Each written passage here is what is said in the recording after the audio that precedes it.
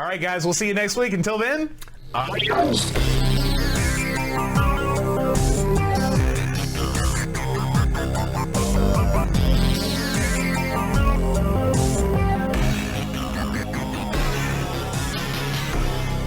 You are experiencing Conversations from the Darkside. Please stand by. Hello, everyone. Welcome to the inaugural edition of Conversations from the Darkside. My name is Amigo Aaron. I am your MC for this evening, joined as always by my comrade, my co-conspirator, and my partner in crime, John Boat of Carshaller. Good evening, everyone. I'm doing just fine. Outstanding. So this is a little bit outside of our normal path this evening as we kick off a show that veers to the far left and right of our usual fare. You know, here in West Virginia, the leaves are becoming a little more orange. The sky's a little darker. There's a chill in the air. October's here. And you know what that means. It's Halloween season. And so we decided that this would be a great time to hop online and try something a little bit different, a little bit more strange, unusual, macabre, if you will. And so we are kicking off Conversations from the Darkside. Now, what is this show? Well, really, this is a show for you, the listeners and viewers, to chime in. We want to hear from you. We are merely conduits through which your voice flows. And you will have a chance to call in and speak with us every week on a different topic. And the easiest way to do that is, you see at the bottom of the screen, a web address. This is a address that will take you directly to a Discord room. When you go to that room, you will be there with some friends, and it is like being in a classroom. When you want to speak, you raise your hand, and Boat, who is manning the controls, will pick you out of the crowd, bring you up on the stage with me and Boat, and you will be speaking with us live on the air.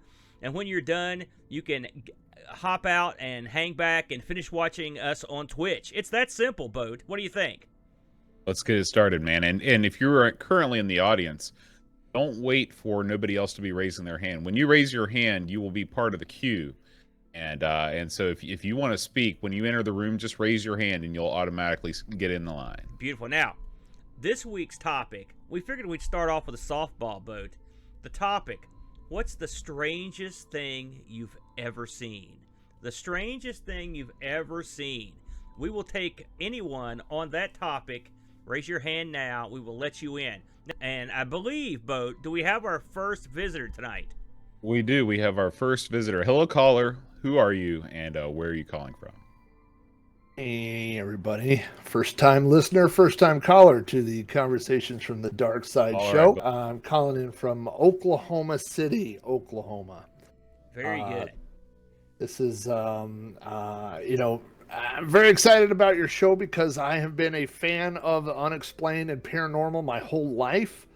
When I was a kid, I used to go to the school library, and the librarian would call me Agent 001 because in the Dewey Decimal System, 001 is where the books about Bermuda Triangle and UFOs and Bigfoot, everything I checked out was from the 001. Yes. And I used to read these books incessantly, and I remember I took them home, and my dad saw me reading these books. At that time, I had a book about ghosts. And my dad said, let me tell you something. If you ever see a ghost, don't run away from it. Run towards it.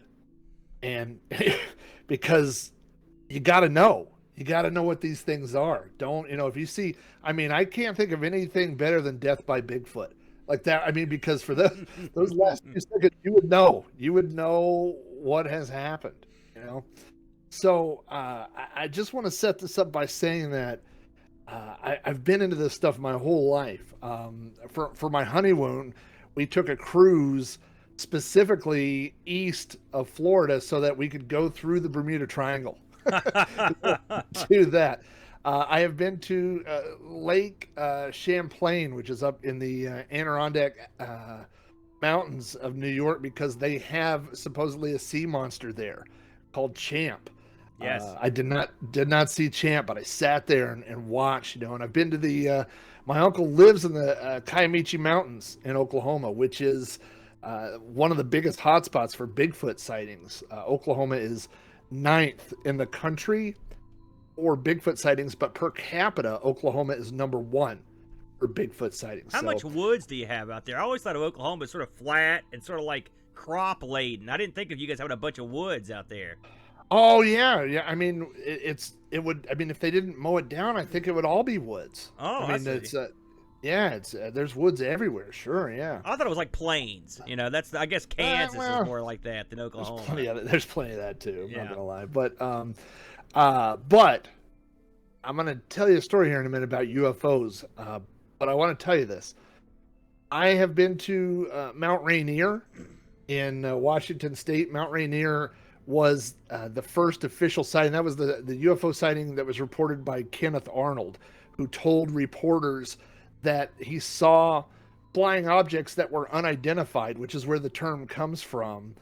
And he described them as saucers skipping over water. And so that is where the term flying saucers came from. So I've been to Mount Rainier. I went when there was that big Gulf Breeze UFO flap in Florida. I went to Gulf Breeze. I stood outside hoping to see a UFO. Of course, I've been to the International UFO Museum in Roswell and done all that stuff. And my wife and I even went to, we got these pretty sketchy instructions on where Area 51 was.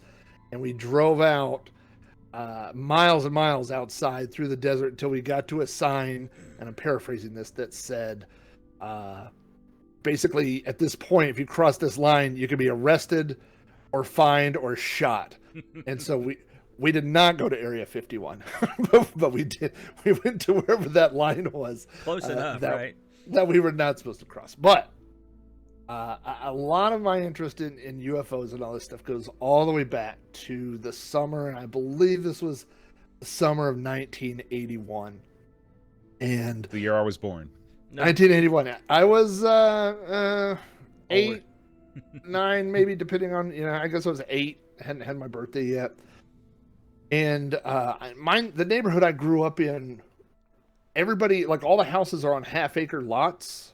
And then there are a lot of them, there were half acres in between the houses. So there was lots of fields where we would go out and play football and just play sports and play games. And one of the things we would do when it was almost starting to get dark is we would go out and we would play hide and seek or ghost in the graveyard, all these kinds of games where you would all the kids in the neighborhood would show up and you'd run around and hide, And so we were outside, and everybody was hiding. Like, one person was looking for us, and there's, a couple dozen kids, and all different ages too, just hiding in our spots. And I was hiding, like, in between this building and a fence, like an outbuilding, and I was squeezed up in there, and I couldn't see anything around me. It's just kind of dark, but all I could see is this little sliver of sky.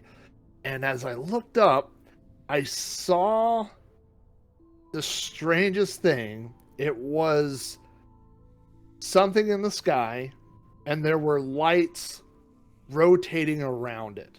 And by the way that the lights were moving, you could tell that it was round. Whatever it was, it wasn't like, a blimp. It wasn't like a plane. It was because it was moving really slowly, And these lights are just going around and around it.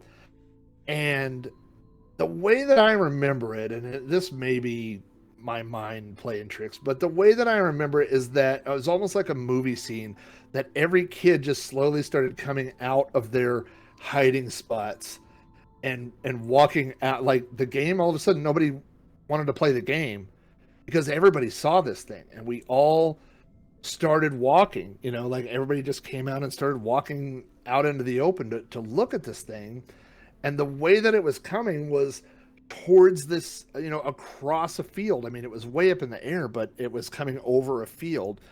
And some of the kids that were out there started running, And I remember not running away from it, but running towards it, like running towards that field, and just remembering what my dad had said, Like, I gotta know. Like, is this a like, I mean, this is after Close Encounters and things, and if this thing was gonna take me up, like, I gotta know, And I remember everybody else was standing back, and I had just run out, and this thing got closer and closer, and as it kind of started to come overhead, those lights kind of shifted into letters. And as it came over further, it appeared to be some sort of round LED advertising sign attached to the bottom of a helicopter. And as it flew over, I distinctly remember it said, "Eat Campbell's soup." And I've never been more disappointed in my life. I thought for sure that was it, that they were going to take me up and that I was going to be like some kid in a movie where I, went on space adventures and stuff. And all the other kids were making fun of me. They were like, "Oh, he thought he was going to space. He was going to go be with his Star Wars friends." And I was like, you shouldn't feel too bad. I'll tell you why. Because I had a similar thing happen. Me and Teresa were driving down the interstate, and we saw flashing lights circling around the parking lot that was beside a place down here called Liberty Square. And people were pulling off the road and looking at this and pointing up, and we were like, now's our chance. So we pulled off the interstate, went over to look at this thing. We're all gawking at it, and we're like, it's so close, it's so close. And then it finally came out of the sky, and it was an inflatable, remote-controlled Spider-Man. Is what it was. So, and I was an adult. I feel like that's something aliens might send. Yeah. To send a message. They're like, this is something the Earthlings can relate to. Yes. We've done our research. They are into Spider-Man. This will get their attention. Now, we do have a question from the chat. What do you guys make of Bob Lazar? I'm assuming you know who that is, Flack.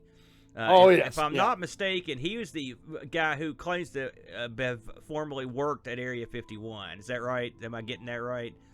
Yeah, and he came out, he basically produced drawings and models and all this stuff. And Bob Lazar, there's a great documentary that's not too old, maybe 5 years old, something like that, about Bob Lazar. It's really good if you want to kind of get the whole, general idea of who he is and stuff.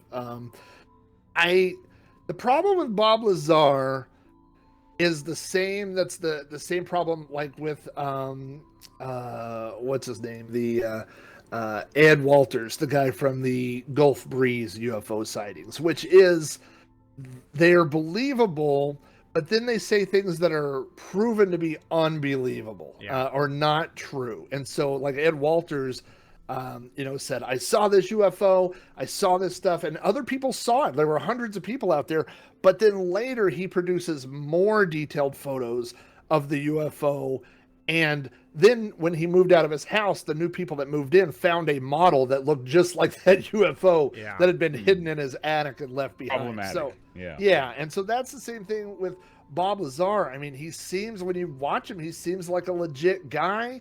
He's, seems on the level, but there are certain things. I think there were some things about his college education where he said, "I graduated with this degree," and then go back and they go, "No, he didn't. He didn't go to that school." And so when you start getting caught in the little things, it makes it harder to believe the bigger things. Also, I would say the other evidence that he's not telling the truth is that no one has shot him. Yeah.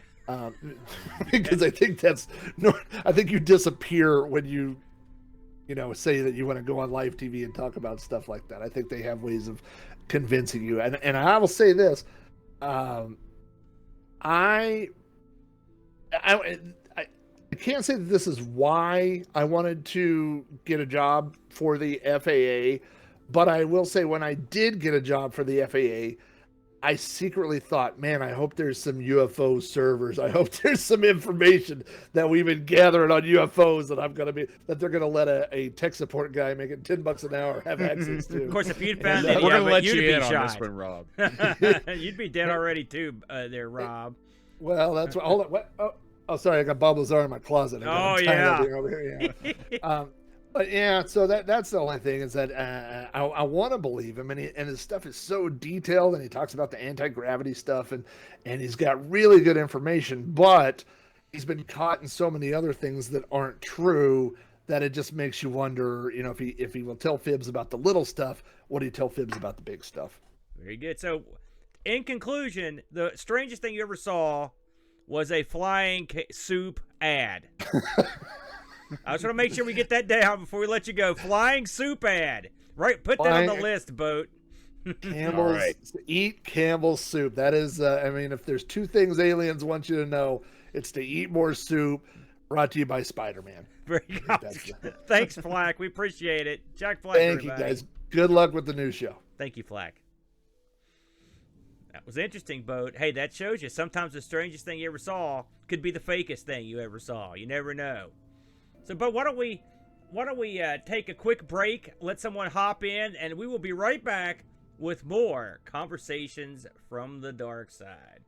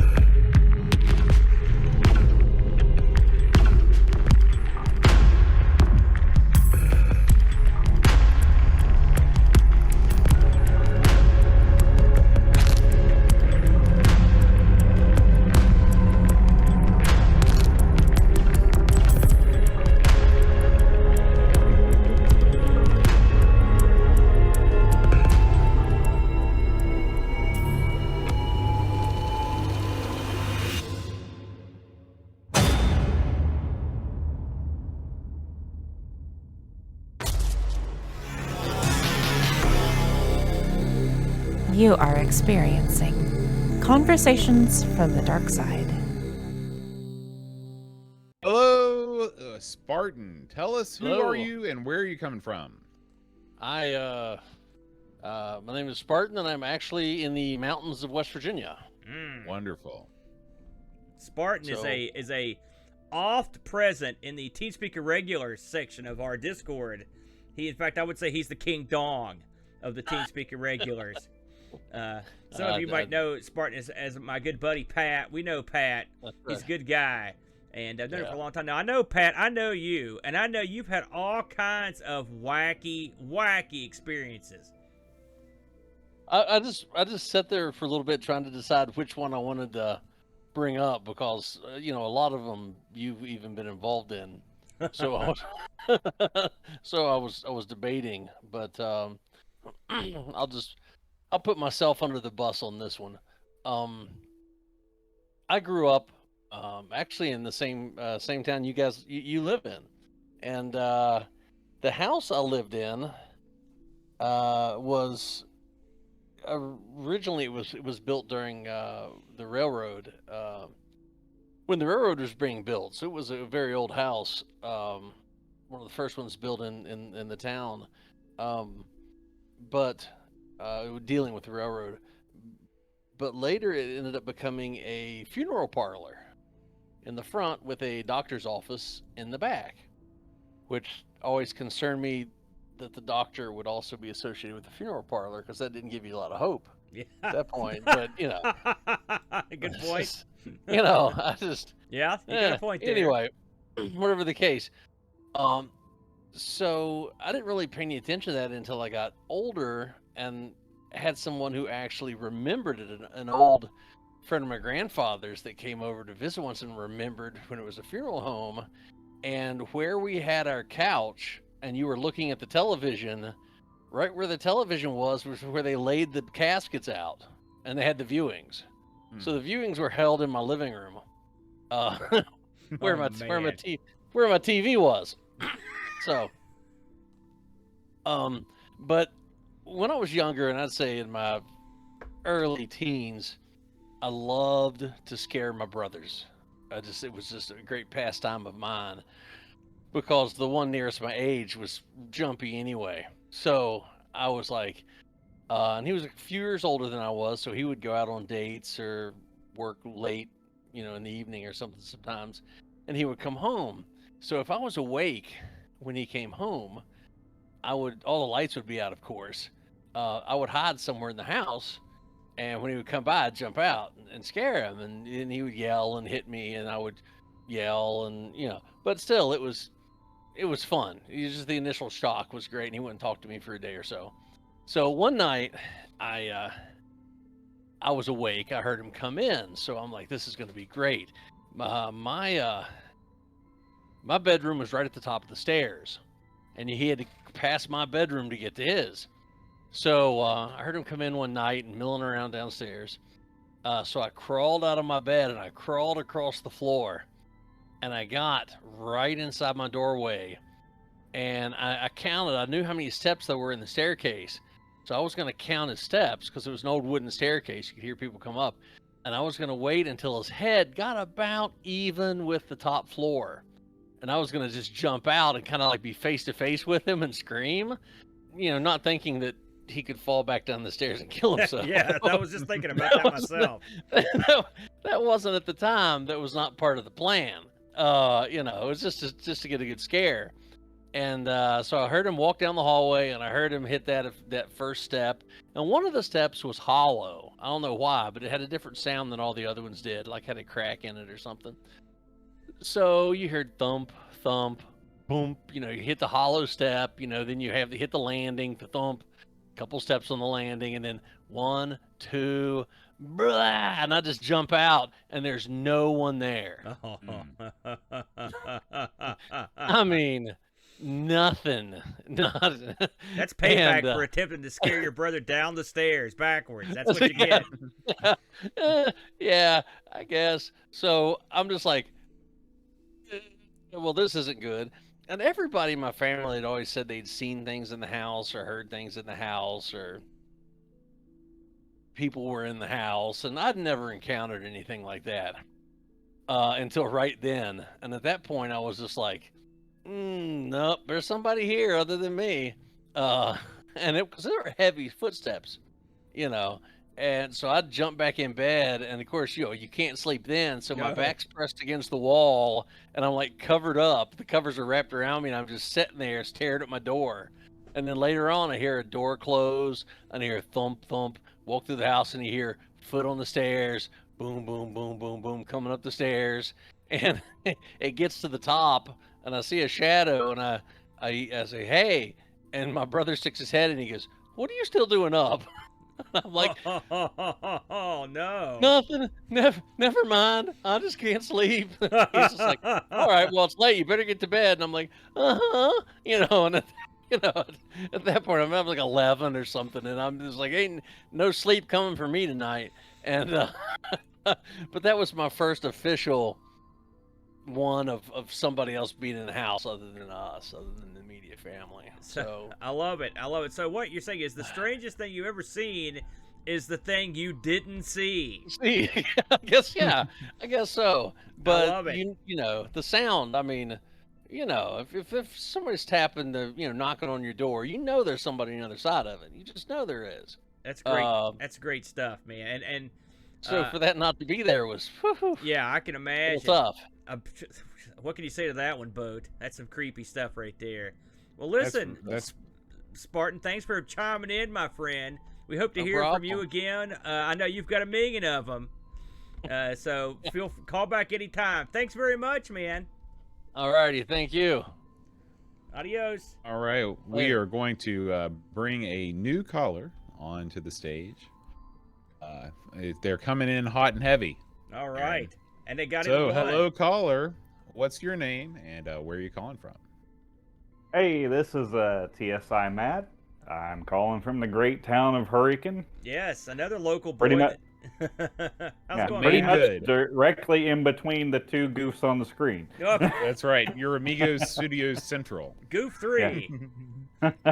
I don't and know any of the your King Dong of the TeamSpeak regulars. Oh, Thank you you're very right. much. I'm sorry. I forgot. You are. Pat's in there more, but you're still king. Now, Oh, okay. I don't know a whole lot about your wacky antics or any stories like this. So I'm dying to hear what you've got for us tonight. What is the strangest thing you've ever seen? Well, it's not really seen. It's kind of more along the lines of Pat's. Okay. And actually, a thank you to Teresa if she's listening, because she actually explained what it was at one point. And you've actually heard this. Okay. It's happened on 2 separate occasions. I'd be at home alone, back when one time was one of my early teens, and then the second time was actually in a different house in young adult. But I'd be home in my room, playing on computer, whatever, and I'd hear the door open, close.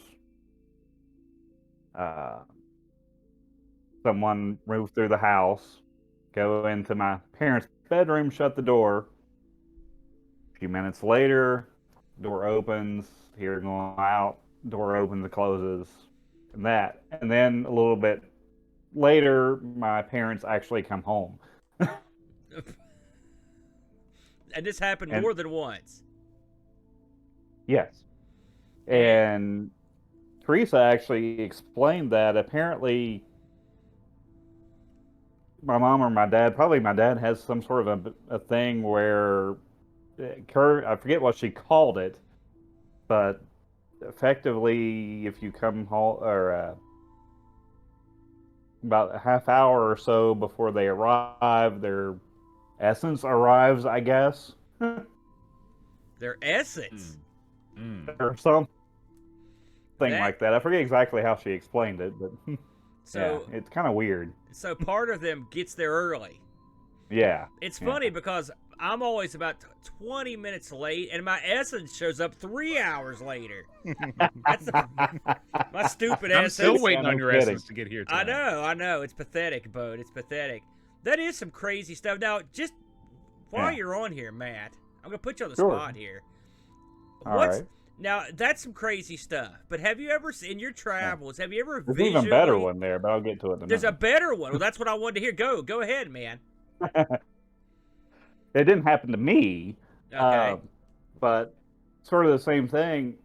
My sister was in her house at the time, and my baby niece was, or young, probably, I don't know, 2-3-year-old, whatever, was back in her room playing, and she heard their front door open. And she was, of course, my sister was in the kitchen, and she heard someone go back into my niece's bedroom and shut the door. Well, of course, she freaks out because she's there alone and runs back and can't open the door. So she calls in a panic, calls my dad. He drives over there and is able to just open the door, and my niece is just in there playing like nothing's going on. I can't explain that, but that's weird stuff there. So basically, stay away from doors in any of the places you know or have relatives. That's what I get out of this. Crazy stuff. Probably. Now, in your current abode, has anything happened to you, Matt? No. Thankfully, no. Now, remember another I'm sure time. some things have happened to you in your current abode, but nothing paranormal, supernatural. Nothing paranormal, yeah. No kidding, eh?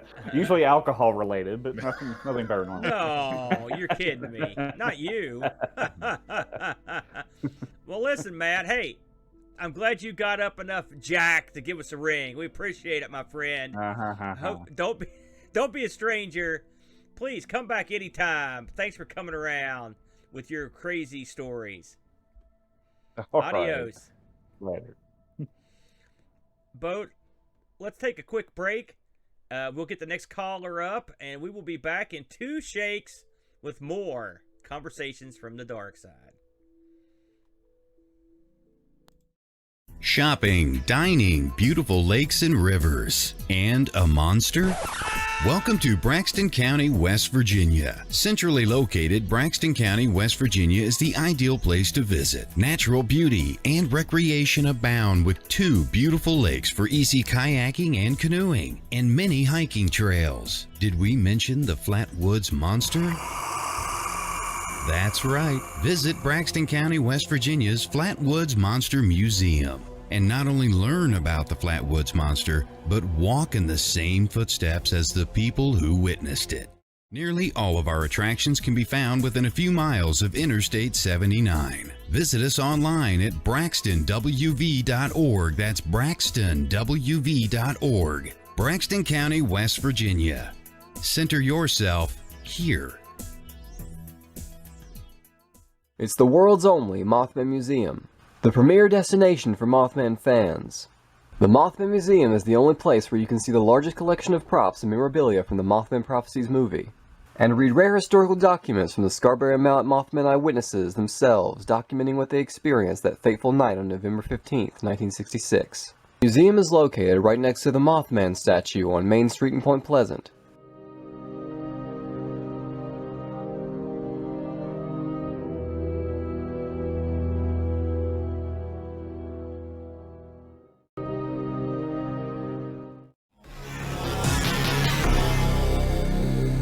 You are experiencing Conversations from the Darkside.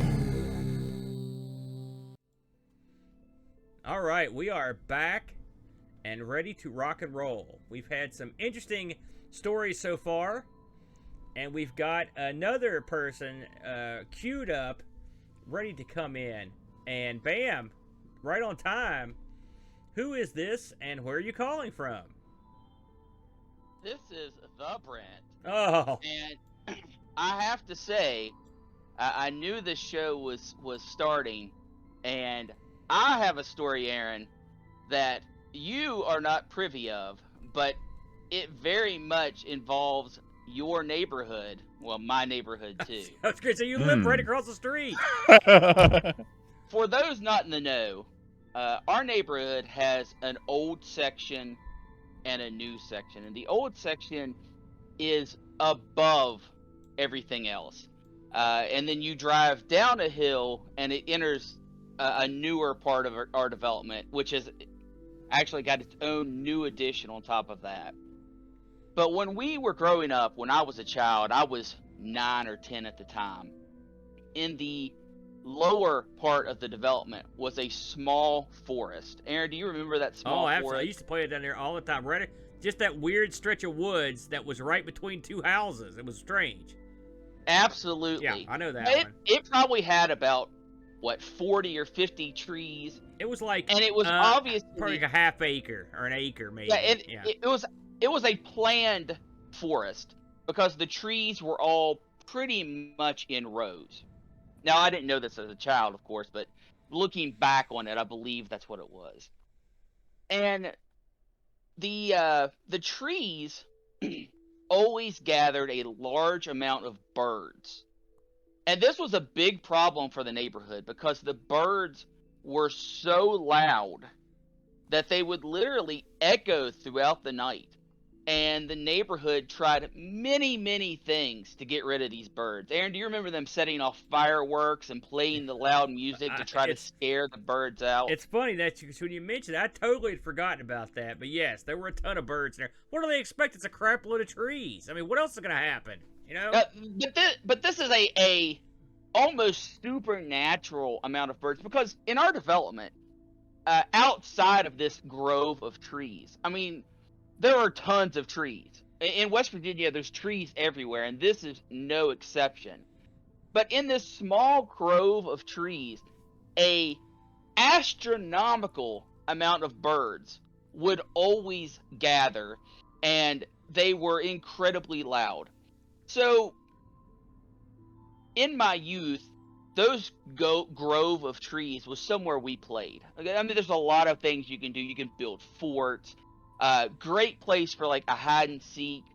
And it's just dense enough to obscure your vision, but not so dense that you get lost in it. You can almost always, unless you're in the very middle, you could almost always see the way out looking in any direction.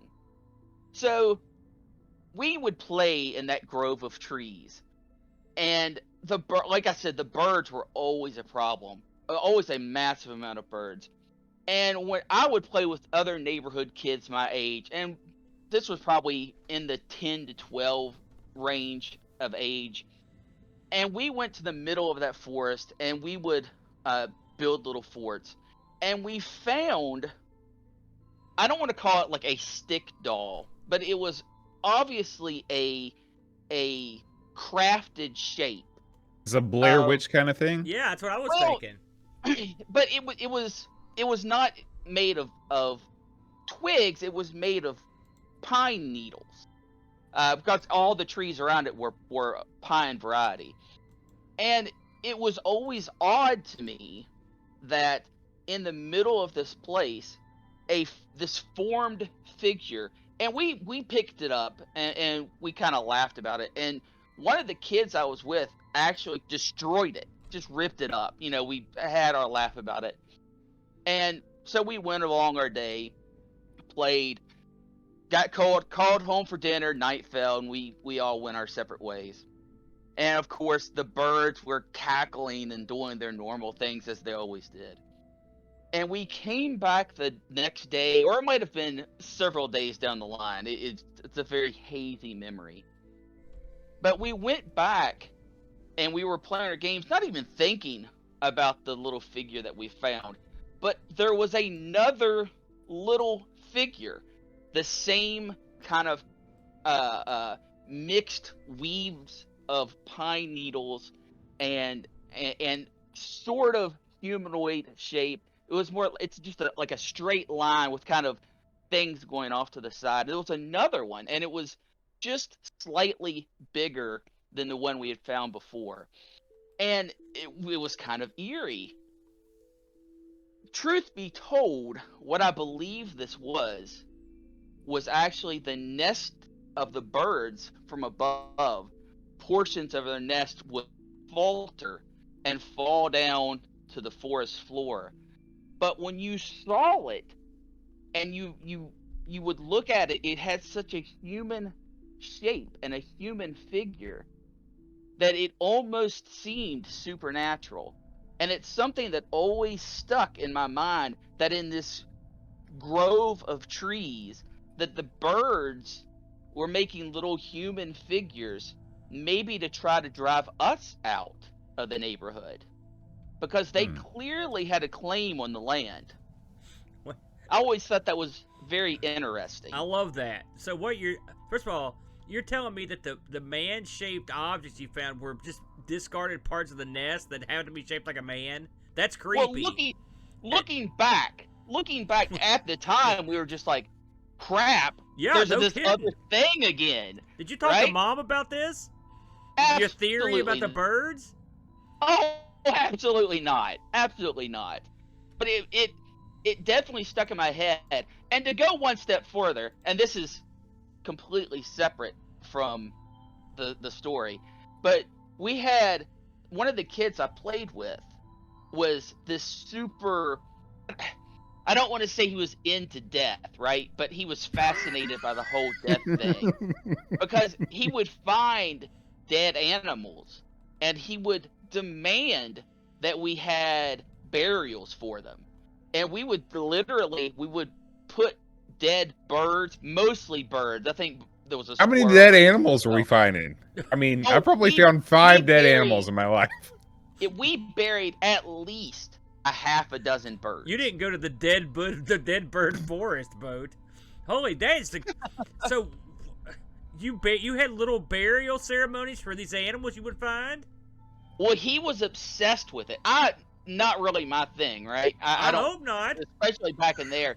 But he would, anytime he had an animal and it was dead, he would demand that we went and buried it properly. And his older brother, who would have been, 16 to our 12, would always tell him, don't touch the bird. The birds could have diseases. And he would be just steadfast, saying, no, we have to bury these birds. And not like he was possessed. I'm not saying that. But his conviction over this one crazy topic of burying these dead things that he found Did he give a little eulogy when you That's what I buried was the wondering. birds? Was there a ceremony, or was it just a digging a There hole? was a ceremony of sorts, There- but it wasn't anything like, oh, the bird must be sent back to its nest. It was nothing like that. He was a very religious kid, Uh-huh. but it was the kind of religious kid that you can tell he's just trying to mimic what his parents felt or parents did.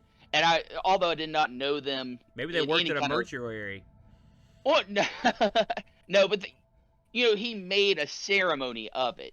It wasn't that there was a built-in ceremony, but he made a ceremony of it. He would lower the box into the hole, and he would say, I hope this bird lived well, or I hope he's at peace, that kind of thing. And then he would, cover up the hole. And we were never allowed, although we had to be there. There was 2 or 3 of us outside of him. Although we had to be here and witness all this, he would never let us dig the hole. He would never let us put the bird into the ground, and he would never let us cover the bird back up.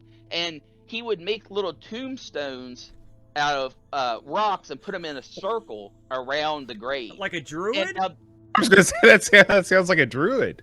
but I'm talking pebbles. Like when a lawnmower ran over it, it would just scatter them everywhere. It's not a sustained type of thing. But obviously he was mimicking something he's been taught or been told. We're going to get a call from another kid in the neighborhood who tells us that he used to walk into those woods and find creepy Stonehenges that were arranged. Well, here's the other thing. He would never bury the birds in that forest. He would always go behind his house across a creek and bury them in a separate area. That Like was a just cemetery. his place of putting the birds, the body. Yeah. So, just to wrap up the forest and the birds, this was as the development grew, right? The forest got removed. They eventually took all of the trees down and hauled them out of the development, and now they're housed where that little grove of trees sat.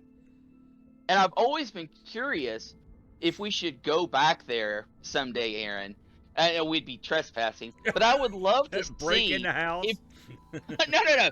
I would love to see if there's anything like that left, or if it has appeared again. Then you've got something supernatural. If you go walking around that property and you still are finding those needle creations, then you've got something. But something to keep in mind. That Maybe sounds like something an to do ARG someday. presents special right there.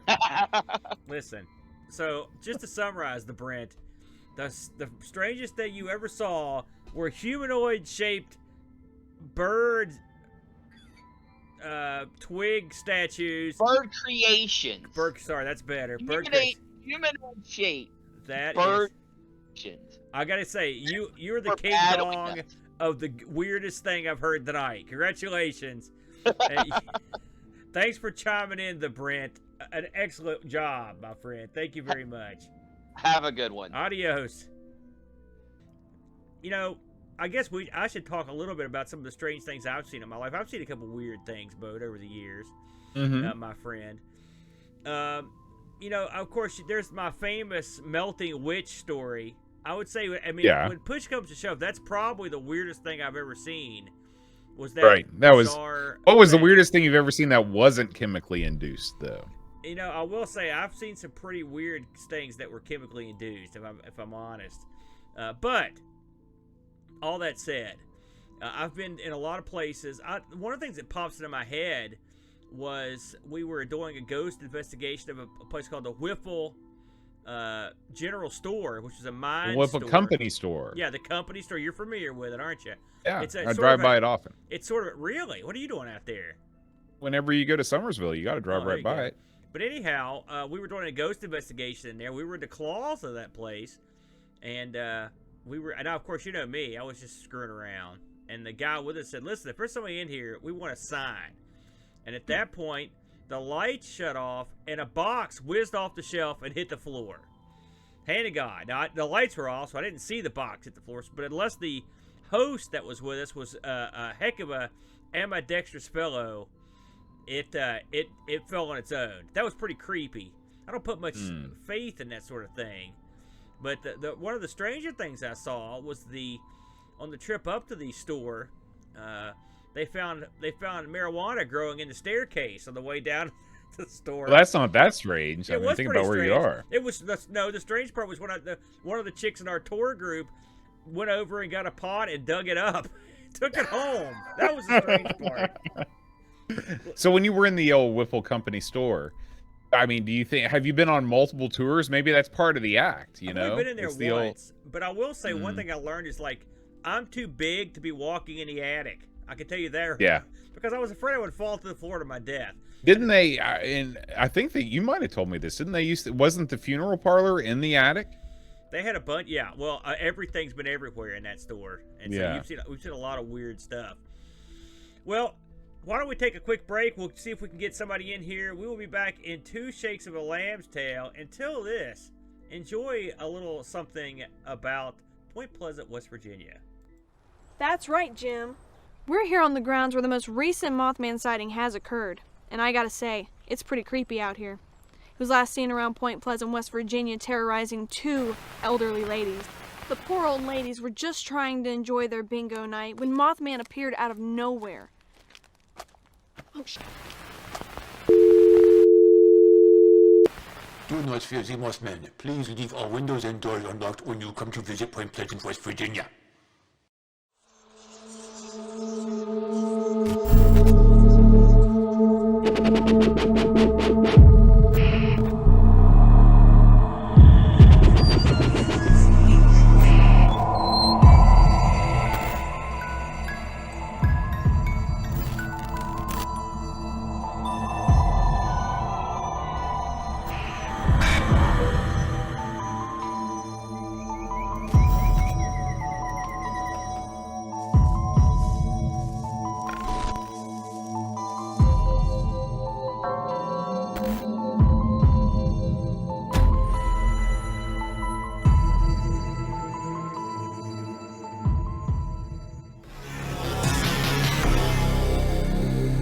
You are experiencing Conversations from the Darkside.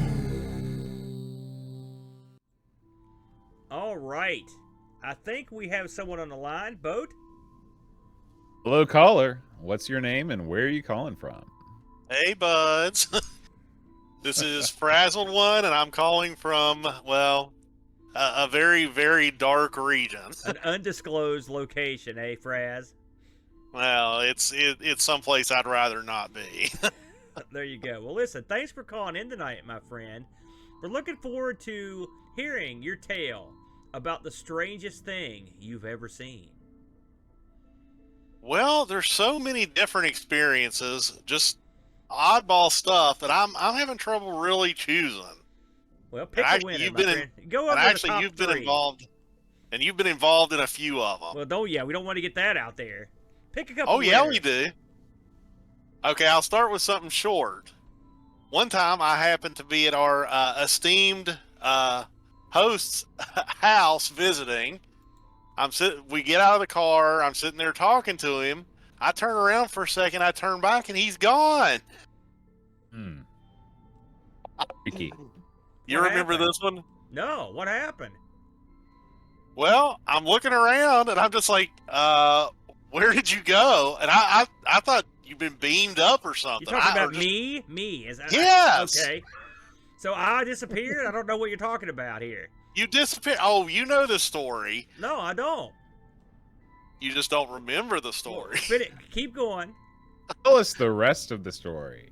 Well, anyway, I'm looking around, and finally I figure out where Aaron had gone. Apparently he had, and this, for me, was very bizarre, but I turned around, and he was at ground level. Falling through the floor is what you're saying. Apparently there was a sinkhole or something in his front yard that he fell right into. Listen, I know what you're talking about now, Spudhead. That's what the strange thing you ever saw. What happened here, folks? This is a tragedy, actually, Boat. I got a lawsuit in my hands. You pulled a disappearing act No. on me, dude. So I'm walking to take the Chudley there in the car, the Fraz, and we've got one of those manholes in the front yard. And you know, It was a sinkhole. It was a gateway to the nether region. It was a gateway to my nether regions because I went groin deep into a manhole. And let me tell you something, brother. I had a paranormal experience. I wondered if I was ever going to walk, talk, or do anything else again with that region of my body. It was brutal down there because some jerk had came around and taken the center part out of the manhole. You know what I'm talking about? They got like a little hole. Well, I went down the little hole, and I went groin deep into that sucker. It sucked, man. Of all the things to bring up, you spudhead, man, did that hurt. And did anyone help me? No. They cackled with delight at my pain. No, I helped you. I helped you get out of there. You laughed so hard I you were brought in you the back road from, on your back. I brought laughing. you back from the nether regions, dude. Yeah, listen. That was brutal. That was so brutal. Come on, give us something else. What else do you got? Not that. A real, proper, strange thing you've seen. Man, that hurt. Yeah, I know. All right, let's hear it. Real proper strange thing that I've seen. Yeah. Ah. Dude, I've been pondering this, and I'm trying to think of something. I don't know. Would strange flammable objects count? Absolutely. Is this the tennis ball story again? Again? This is a great story, Bode. Is that what you're talking about, Fran? That's exactly what I'm All talking right. about. You got to tell this one because a lot of people I mean, are I've never. first-time Yeah. listeners here. This is a great story. Okay, it's not really the strangest thing, but I will say it was. It did freak me out at the time. Basically, I had back in my younger years, and I could say this was probably youthful stupidity is what I'm calling it. Was kind of into the scene, like not really doing hacks or anything like that, but just reading different things people would do, just this wacky stuff. And, BBS hacker crack doc stuff. Yeah, like the Anarchist Anarchist Cookbook. Cookbook. Yeah. Yes, thank you, Aaron. I came upon this one text file that was describing how to make something really cool with a tennis ball and some match heads, and I was like, huh. This looks like this could be really awesome. Well, the trick was to basically put like a slit in a tennis ball and then put a cross slit at a 90-degree angle to it. So you would open up a hole in the tennis ball and then you would cut the ends off match heads, stuff this thing in the tennis ball. When you're done, you put a piece of duct tape on it and you throw it and it'll shoot around like a rocket. And I was like, yeah, this sounds pretty cool. Well, again, youthful stupidity. I decided to do this in my bedroom late one night. Needless to say, I was doing this and I was using, I think it was a file or something, screwdriver, to try and push the match heads. I think we said it was a pencil. We were using a pencil. I don't even remember what it was, but I was just trying to pack them as tight as possible. Well, unfortunately, what happens when match heads, when they get packed tight and when they strike each other after a while, well, they'll all ignite. Well, I have never been more freaked out because I'm sitting here, I'm pushing a match head in this tennis ball, and the thing launches. And in about 2 seconds, it had flown around my room, hit every wall. I had posters on the wall of like cars and stuff. Everything that this thing touched, it decimated. Those posters, it's like if a match head hit it was like, poof, it's gone. So I lost all my posters. Because it was throwing out match heads from the cover. Yes, and the thing is, it's almost like this thing is screaming around my room. And I'm just like, what? I'm freaking out. The only thing I can think to do is grab my trash can, run into the bathroom, and start trying to fill it up with water and put out all the little fires popping up everywhere. Well, my mom catches this again. This was late, and she asked me what I'm doing, and I was like, I basically told her, I was like, I can't talk now. I gotta put the fire out. There's like a pause of about 2 seconds, and all of a sudden, what? She starts yelling for Dad. Well, needless to say, after this whole incident occurred, fire department came. I remember looking in the morning. The sun was just coming up. It was dawn, and 2 of the firemen took my smoldering mattress where the tennis ball finally decided to land and had a large hole in it out the front door and set it in the yard. And I was like, great. No. Now, I'm going to ask you, what did you tell the firemen and your mom and dad? Because you can't tell them the truth. We know that. So what baloney, what weapons-grade baloney did you come up with to tell them that what happened? Well, my mom had actually asked. She's like, were you smoking? And I was like, no. I said there was a box of matches sitting on my desk, and I bumped it, and then they just went everywhere. They just That's lit. the best you can come up with? Were they buying it? Oh, no. No. Oh, absolutely not. Didn't you tell me that there were little tiny pinpoint burns all over the room where those match heads that came out and scorched everything? Yeah, remember that Genius tablet that I had with the little puck on it that I used for a mouse for years? That had little dimple marks in it from all the match heads all over it. Listen. To this day, they hired somebody to come in and clean everything up, change the carpet and stuff. But to this day, there's kind of like a marble thing on the windows here in the house. There's still a scorch mark on the one in my bedroom from where that happened. Listen. That they couldn't get out. That is a top I can imagine. I'm going to say this is a qualifying story, Boat, because if you saw this happen, this would be the strangest thing you've ever seen. So we can say, Chudley, as we take this to a close, the strangest thing you ever seen was a flaming, fire-spewing tennis ball that destroyed your room.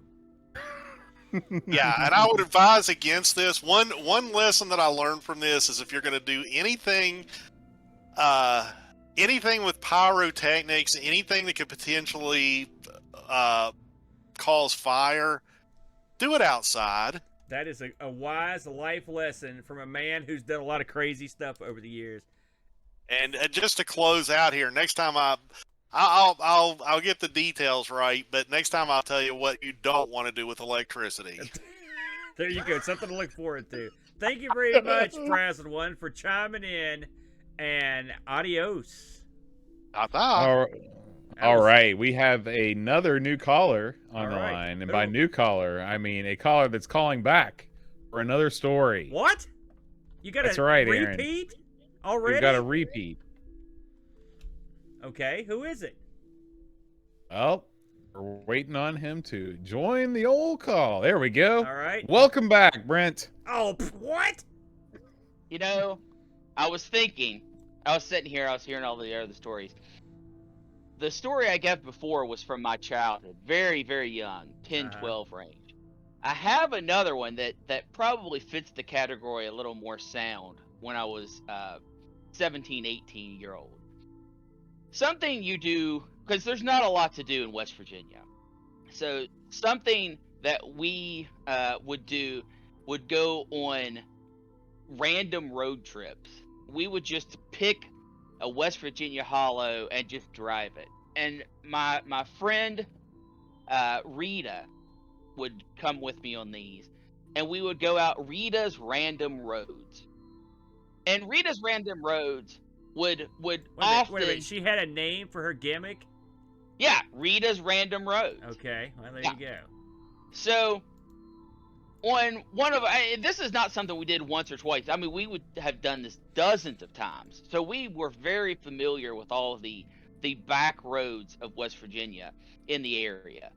And one time we were out, and we had dropped off some other people, and we were wrapping up a night of just hanging out and whatnot. And she was like, you know what, I don't want to go home. Let's go and just drive around. And this, just for clarification, this was not a romantic relationship. We were strictly friends, and we were both very happy with that. So I said, you know what, cool, let's go. Rita's random roads. Where do you want to go? So she just picked a direction, and we started driving off. And this was about 7:30, not too late, but not too early. And this was a summer day, so the sun was still in the air and giving off plenty of light. So we're driving, and we finally realize that we aren't just lost. We are ridiculously lost. We have went from wonderful pavement to pothole-filled pavement to gravel, and we are now on a dirt road in the West Virginia hills. That's the way the roads go in this state. The further out you go, the Absolutely. more horrible the roads get, and it doesn't take long. And my rule for Rita's random roads is we never double back, because all of West Virginia roads eventually lead around and join up with themselves, and you find familiar territory. So by the time we realize we are really lost, we're at like 9:30, 10 o'clock at this point. And Rita says, listen, I know we're never supposed to double back, but this is getting out of hand. And I said, Rita, trust me, I think I know where we're at. I'm lying out my butt. And I said, but I am worried about one thing. And she said, what's that? I said, we're almost out of gas. Oh. And her face just turned pale, and we're going out this dirt road. And we drive it, and we get to a decision, left or right. And I said, which way you want to go? And she said, well, you're the one that knows where we're at. So pick a direction. I said, I think we want to turn right here. And we turn right, and the road goes from dirt to just like grass. It's no longer a road, it's a path. And we're driving my old Taurus down this path. And she's finally like, listen, I'm done. Turn us around. We're gonna die out here. And I was like, no, don't worry about it. We're fine. Well, this path was dirt for a reason.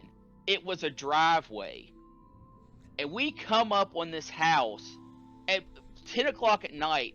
There's a man standing out by a flaming trash barrel. And we roll up on him, and his eyes just get as big as saucers, right, in our headlights. And you see him flick his wrist, and he's got a dog sitting there, and the dog goes ballistic. Now, from his perspective, right, this dude is miles and miles and miles in the West Virginia hills, not expecting anyone to roll up on him. He's probably just as freaked out as we are. But this dog charges us. We're in the car. He charges the car. Wow. And the dog is coming at us. And it's a big dog, right? Thing's barking. It is up. Its paws are up on the glass on the passenger side door. I'm kicking the thing in reverse, but I'm like, man, if I hurt this dog, this dude's just going to shoot and kill us, and they're never going to find our bodies. So, and he'll take your car. Well, here's the crazy thing, right? You know how mostly, when you get this far out, the best you can hope for is most people are living in trailers. This dude didn't live in a trailer. He lived in a shack. And I don't mean to disparage. This is, people live how they want to live. But this thing was dilapidated and scary. So this dog is up on the window. Rita is screaming at the top of her lungs. I'm throwing the car in reverse, but I don't want to swing around and hurt the dog. So I'm backing up slowly, and she goes over and grabs the wheel and twists the wheel. I'm trying to back straight back. She grabs the wheel and twists the wheel, and the dog jumps off of the, it was up on the car, and it bounces back down. And I'm like, what are you doing? She's like, we gotta go. This guy's gonna kill us. We turn around, I peel out just far enough, and I'm looking behind us, and I swear to you, Aaron and John, this guy pulled a gun on us. This does not surprise No. me. Yeah. I got trying to deliver pizza. I know how these people are. So the dog is still going nuts, right? It's still chasing us in this road. We fly. Bam! We're down the road, and we're traveling as fast as this dirt road will allow us to go. And it's, we had the choice to turn left or right. Well, we just go straight because would have been the other choice at this point. And the dog is still following us. It followed us, no kidding, no less than a mile down the road, barking and going ballistic because you can't go fast on these roads. They're little death traps as they are. They're little switchbacks, and we went off the dirt, but now we're, on like a graveled crap road. Finally, the dog gives up, leaves us alone. We get back, and I swear to you, that is the very last time Rita ever went with me on Rita's random roads. Yeah. It scared me. This was a horrible dating ploy, Brent. This is a horrible dating ploy. If this is what your plan was. I want to throw another dog one related in here since I have the floor. Now this is recent time. This is in the past 3 or 4 years. I came home late at night. This was it would have been longer than that because I was still working at Dow. So this was probably 8 or 9 years ago. I worked crazy shifts. Came home all hours of the night. I'm coming off of getting paged out. It's probably 3:30 in the morning, and I pull into my driveway, and I'm just beat down, right? And I open the door, and 3 massive dogs are walking towards me. It startled me so much that I closed the door and started the car back up so I could run. And these dogs come beside the car, and they cross over the road, going up the road towards your house, Aaron, for those that are familiar.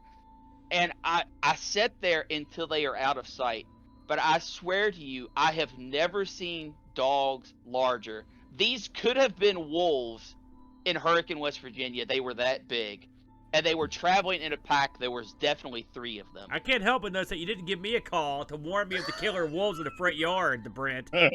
Holy crap. Yeah, I was terrified. I don't get terrified of animals. I'm a big guy. I'm pretty confident that if I get attacked by a 60, 70-pound dog, if I fall on it, I'm going to win, right? That's my mentality.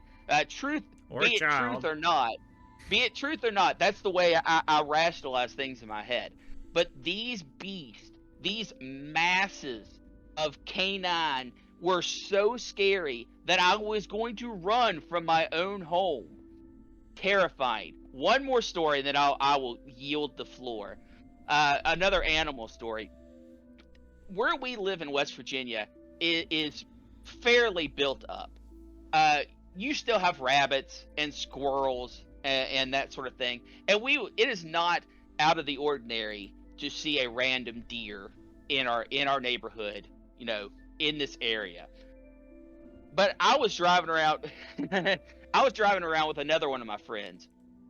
And by the way, in West Virginia, just driving around is something you do. So there you go.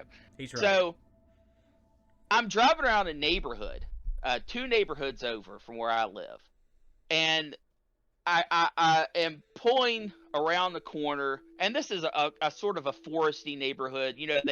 They respect the land sort of thing. They built their houses with tearing down as few trees as possible. So it's not crazy to see a deer or 2 in this area. But I turn the corner, and I promise you 100%, if there weren't 24 deer, then I don't know how to count.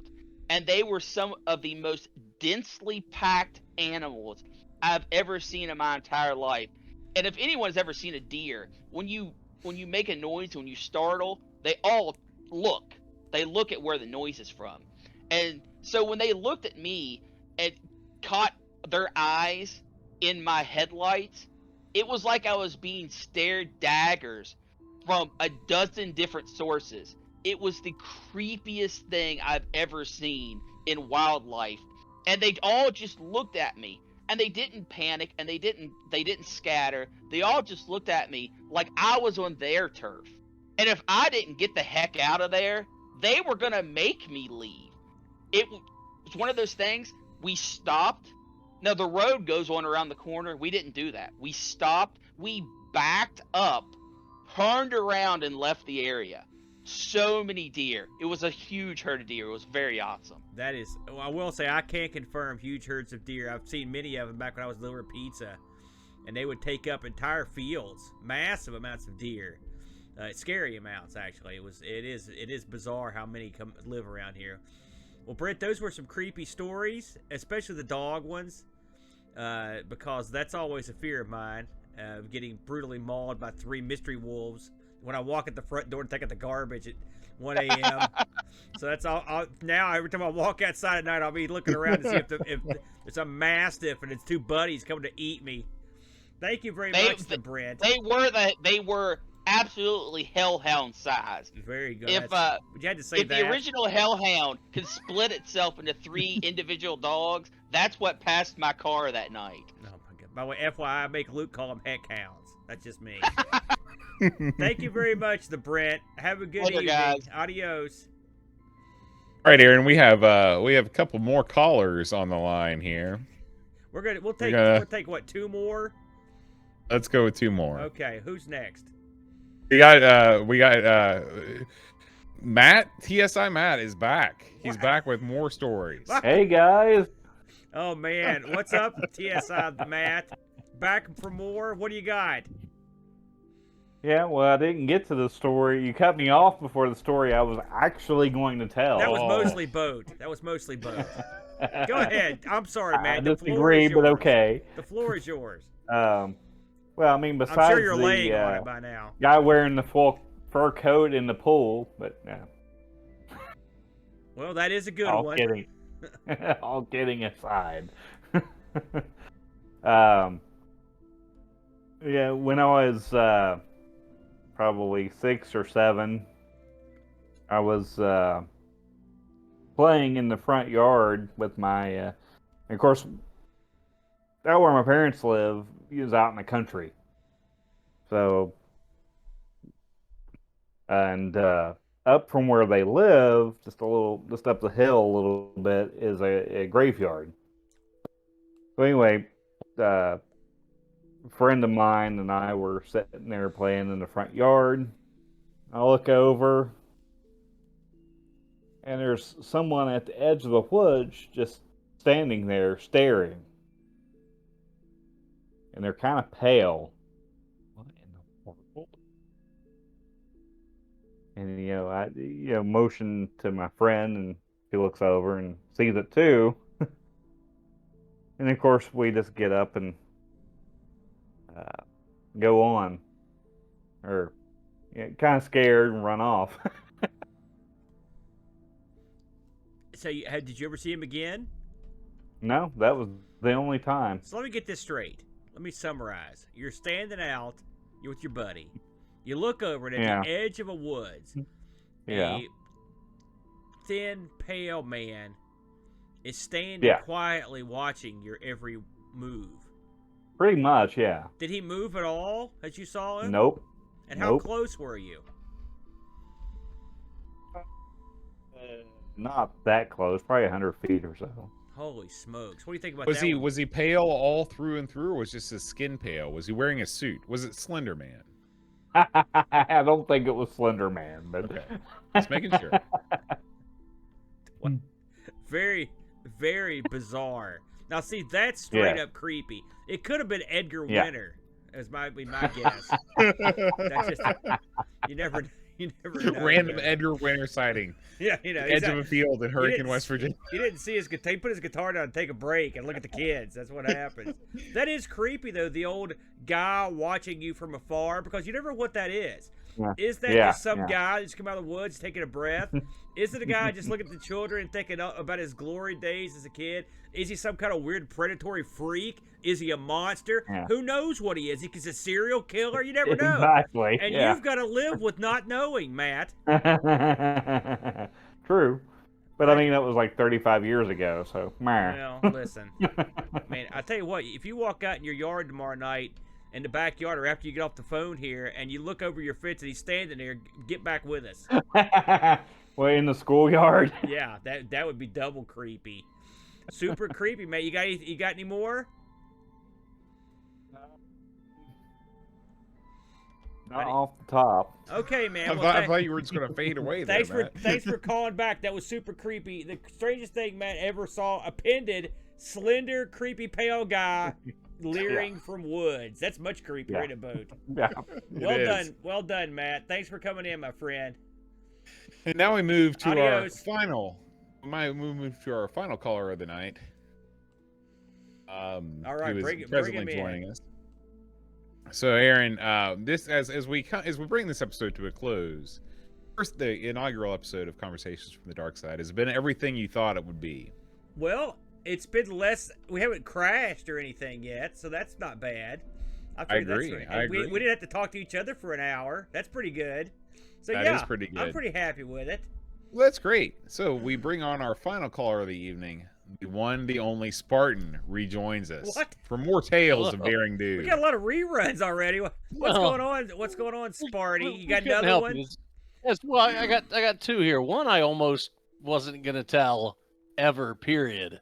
No, let's go ahead and do that one. But before that, I love to talk, and I know you love to talk.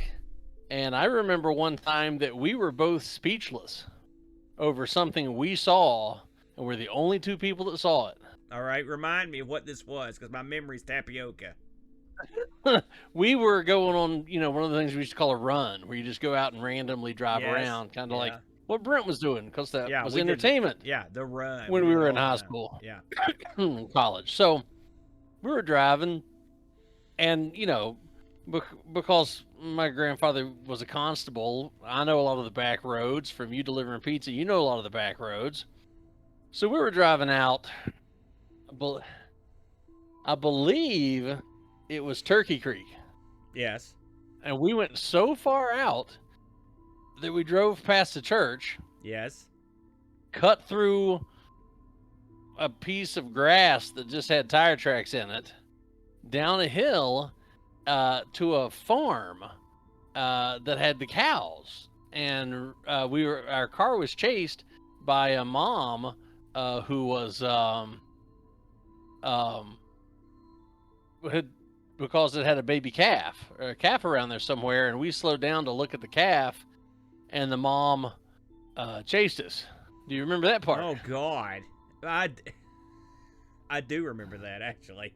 Because we're like, hey, the baby cow, look, it's a little calf, look how cute, and all of a sudden we were, by the way. The we're big idiots. cow church. Yeah, we were. So, but anyway, we followed that, and somehow that road ended us up in Tornado. Yeah. Which, there's no logical way those two towns and roads should ever attach close to each other. But remember, we drove over that hill. As we're cresting that hill, we see that entire cemetery cloaked in red. Oh, yes. I do remember that red glow. Yes. And we're laughing and talking, and the music's on, and we're like, and then, at that point, everything stops. And you're just like, what the hell? I was like, because I think you looked at me like, do you see this? Or somebody I think you were checking to make sure it just wasn't you. And I'm like, I see something. I don't know what the hell it is. Because it was just a big red glow. And the closer we got to it, it ended up being a cemetery. And the cemetery, people had taken the time to go around and affix a glass candlelight-ish lamp to every tombstone. Yeah. So I guess it's a memorial service or something. So they lit the candles and the red glass glowed, but since every single tombstone had one, it lit the entire dark. I mean, because it was dark up there. There were no other lights around. Yeah, that was weird. It was That was whole very cemetery odd. was just glowing. Yeah, red. Every one of those, every grave had a red lantern affixed to it, for whatever reason. And that was a creepy sight coming over the hill at a cemetery to see. That shut us both up, and that rarely ever happens. That's true. Oh. That is. Geez, So- I had forgotten all about that, Patty. That is creepy. What do you think of that, Blake? You ever heard of anyone doing that at a cemetery or church, putting candles on like that? Yeah, I mean, I think probably if it Not was like everyone though. I mean, enough to you that's could a lot of work. That's That's like a you lot could of have read by 100 it. at least of those things out there. Yeah, it was bizarre. But it was all reds. Just, and you're driving and it's pitch black dark and your windows are that's- down. It's a warm night, and just to crest a hill when you're out in the middle of nowhere. Like I said, the last main event was a cow chasing you. Yeah. Right. You know, and you right. cross this hill, and the whole hillside is just glowing red with lanterns and tombstones. It's just That's a weird shocking. one. That's a weird one. That's a weird one, Spartan. Okay. And this one, I don't think anyone's ever heard me tell. And you and I have talked a lot about weird stuff. This goes back to high school. I was dating a young lady. And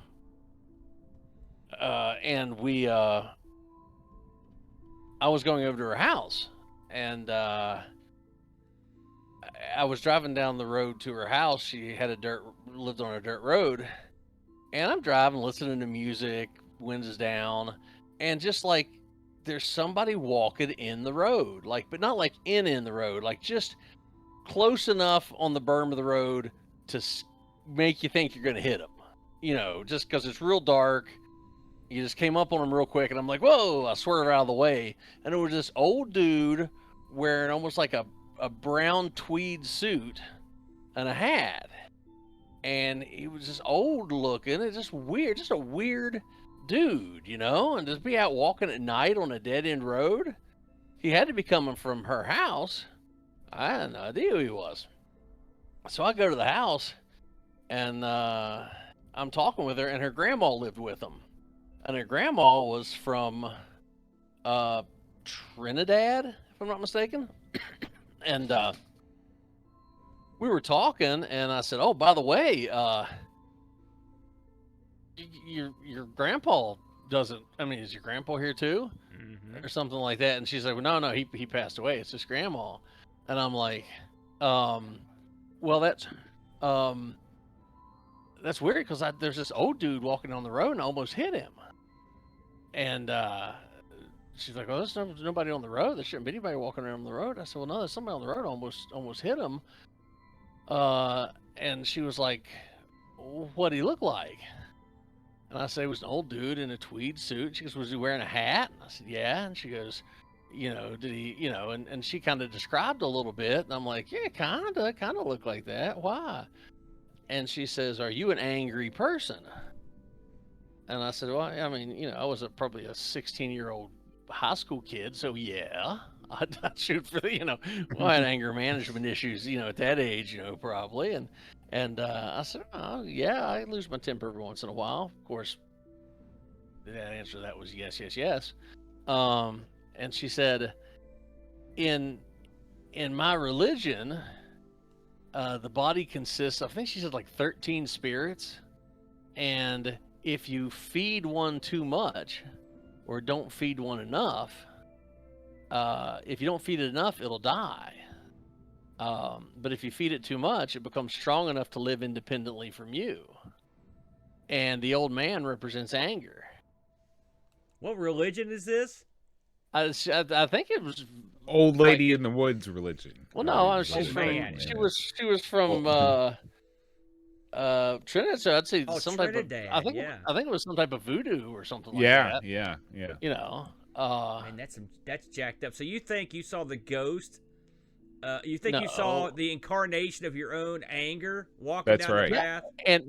And one night I was working in Charleston at a club, and it just been a particularly crappy night. And I was just really mad, bent, almost kind of night you want to quit. You know, you're just fed up. It was tough, and I was going to the car, and I got in the car and I put it in reverse, and your back brake lights light up, and I look in the rearview mirror and I see an old dude in a tweed suit walking behind me. You're still pissed off. And well, You're then still it mad. was one of the angriest I'd ever been, at that point. And he showed up again.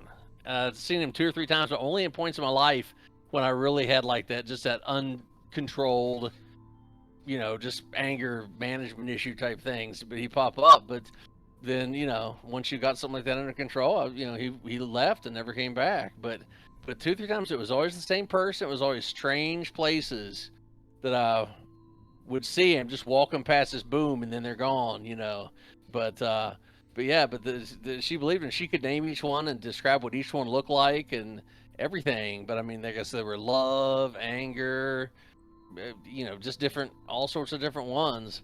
But for some reason that just stuck with me. And so yeah, a couple times I had seen that. I will say this in closing, Spartan, because I know you and your wife very well.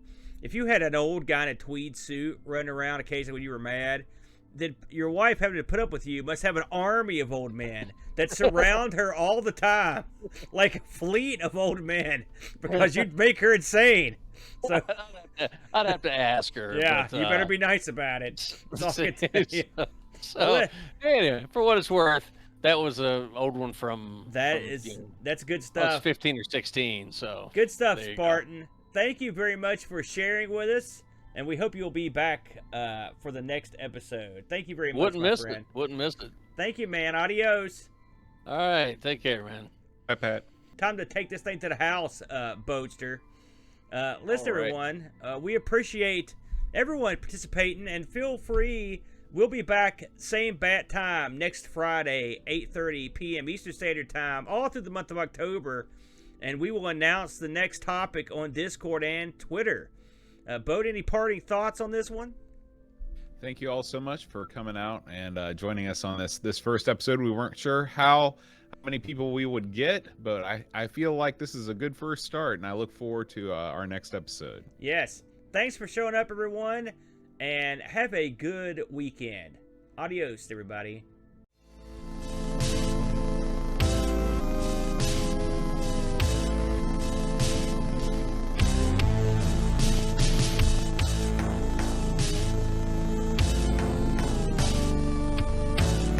You have just experienced Conversations from the Darkside. Until next week, try to enjoy the daylight.